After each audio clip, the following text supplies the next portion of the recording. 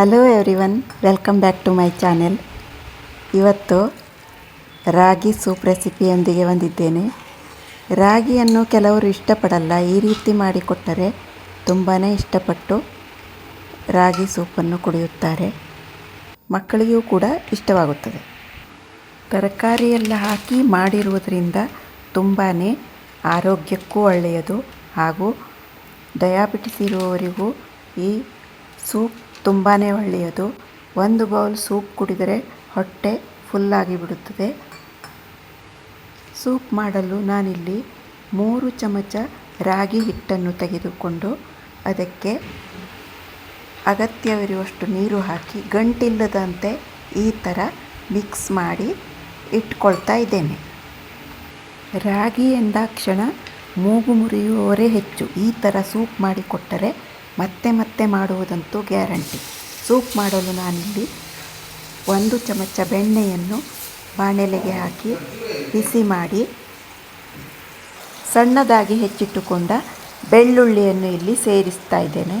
ಹಾಗೆ ಸಣ್ಣದಾಗಿ ಹೆಚ್ಚಿಟ್ಟ ಶುಂಠಿ, ಸಣ್ಣದಾಗಿ ಹೆಚ್ಚಿಟ್ಟ ಸಣ್ಣ ಈರುಳ್ಳಿಯನ್ನು ಕೂಡ ಸೇರಿಸಿಕೊಂಡು ಸ್ವಲ್ಪ ಫ್ರೈ ಮಾಡಿ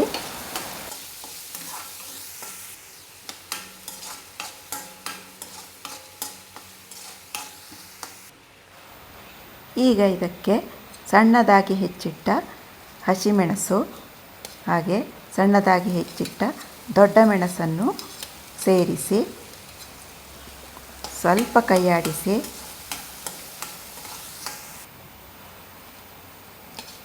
ಸಣ್ಣದಾಗಿ ಹೆಚ್ಚಿಟ್ಟ ಬೀನ್ಸನ್ನು ಹಾಗೂ ಸಣ್ಣದಾಗಿ ಹೆಚ್ಚಿಟ್ಟ ಕ್ಯಾರೆಟನ್ನು ಕೂಡ ಇದಕ್ಕೆ ಸೇರಿಸ್ತಾ ಇದ್ದೇನೆ. ಇದೇ ತರಕಾರಿ ಅಂತ ಏನಿಲ್ಲ, ಮನೆಯಲ್ಲಿ ಯಾವ ತರಕಾರಿ ಇದೆ ಅದನ್ನು ಕೂಡ ಸೇರಿಸಿಕೊಳ್ಳಬಹುದು. ಇಲ್ಲಿ ನಾನು ಹಸಿ ಬಟಾಣಿಯನ್ನು ಹಾಗೂ ಸ್ವೀಟ್ ಕಾರ್ನನ್ನು ಸೇರಿಸ್ತಾ ಇದ್ದೇನೆ. ಮತ್ತೊಮ್ಮೆ ಫ್ರೈ ಮಾಡಿ ಇದಕ್ಕೆ 1 ಟೊಮೆಟೊ ಕೂಡ ಸಣ್ಣದಾಗಿ ಹೆಚ್ಚಿಟ್ಟುಕೊಂಡಿದ್ದೆ, ಅದನ್ನು ಕೂಡ ಸೇರಿಸ್ತಾ ಇದ್ದೇನೆ. ನೋಡಿ ಎಷ್ಟು ಕಲರ್ಫುಲ್ಲಾಗಿ ಕಾಣ್ತಾ ಇದೆ. ಹಾಗೆ ಆರೋಗ್ಯಕ್ಕೂ ಕೂಡ ತರಕಾರಿ ಎಲ್ಲ ಒಳ್ಳೆಯದು. ಈಗ ಇದಕ್ಕೆ 1 ಚಮಚ ಕಲ್ಲುಪ್ಪನ್ನು ಸೇರಿಸಿ ಪುನಃ ಮಿಕ್ಸ್ ಮಾಡಿ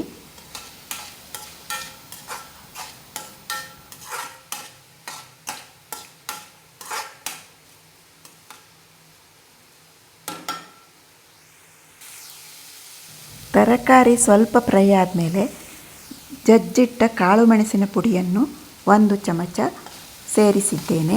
ಈಗ ಮತ್ತೊಮ್ಮೆ ಇದಕ್ಕೆಲ್ಲ ಹೊಂದಿಕೊಳ್ಳುವಂತೆ ಮಿಕ್ಸ್ ಮಾಡಿ ಇದಕ್ಕೆ ಈಗ ನೀರನ್ನು ಸೇರಿಸಬೇಕು.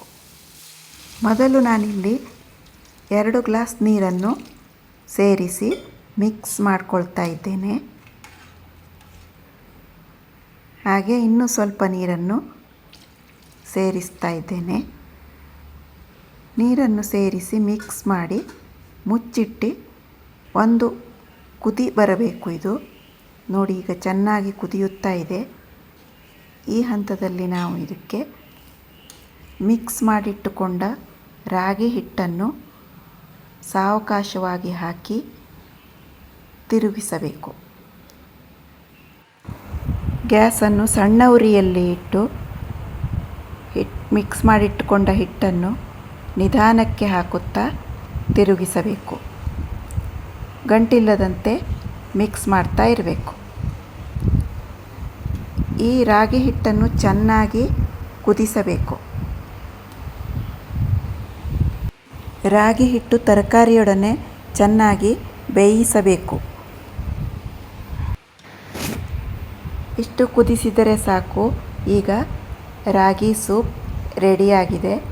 ಇದಕ್ಕೆ ಕೊನೆಯಲ್ಲಿ ಕೊತ್ತಂಬರಿ ಸೊಪ್ಪನ್ನು ಹಾಕಿದರೆ ಬಿಸಿ ಬಿಸಿ ರಾಗಿ ಸೂಪ್ ಕುಡಿಯಲು ಸಿದ್ಧವಾಗಿದೆ. ಇದನ್ನು ಈಗ ಒಂದು ಬೌಲಿಗೆ ಸರ್ವ್ ಮಾಡ್ತಾ ಇದ್ದೇನೆ. ಈ ಆರೋಗ್ಯಕರ ರಾಗಿ ಸೂಪ್ ರೆಸಿಪಿ ನಿಮಗೆ ಇಷ್ಟವಾದಲ್ಲಿ ಲೈಕ್, ಶೇರ್, ಕಮೆಂಟ್ ಮಾಡಿ. ಹೊಸಬರಾಗಿದ್ದರೆ ಸಬ್ಸ್ಕ್ರೈಬ್ ಮಾಡ್ಕೊಂಡು ಚಾನೆಲ್ ನೋಡಿ ಸಪೋರ್ಟ್ ಮಾಡಿ. ಮುಂದಿನ ವಿಡಿಯೋದಲ್ಲಿ ಭೇಟಿಯಾಗೋಣ. ಅಲ್ಲಿಯವರೆಗೆ ಎಲ್ಲರಿಗೂ ನಮಸ್ಕಾರಗಳು. Thank you for watching. ಈ ಆರೋಗ್ಯಕರ ರಾಗಿ ಸೂಪನ್ನು ನೀವು ಬ್ರೇಕ್ಫಾಸ್ಟ್ಗೂ ಕೂಡ ತೆಗೆದುಕೊಳ್ಳಬಹುದು. ಹಾಗೆ ಊಟದ ಸಮಯದಲ್ಲಿ ಊಟಕ್ಕಿಂತ ಮೊದಲು ರಾಗಿ ಸೂಪನ್ನು ಕುಡಿದು ನಂತರ ಊಟ ಮಾಡಿದರೆ ಹೊಟ್ಟೆ ತುಂಬಿದ ಅನುಭವವಾಗುತ್ತದೆ. ನೀವು ಟ್ರೈ ಮಾಡಿ.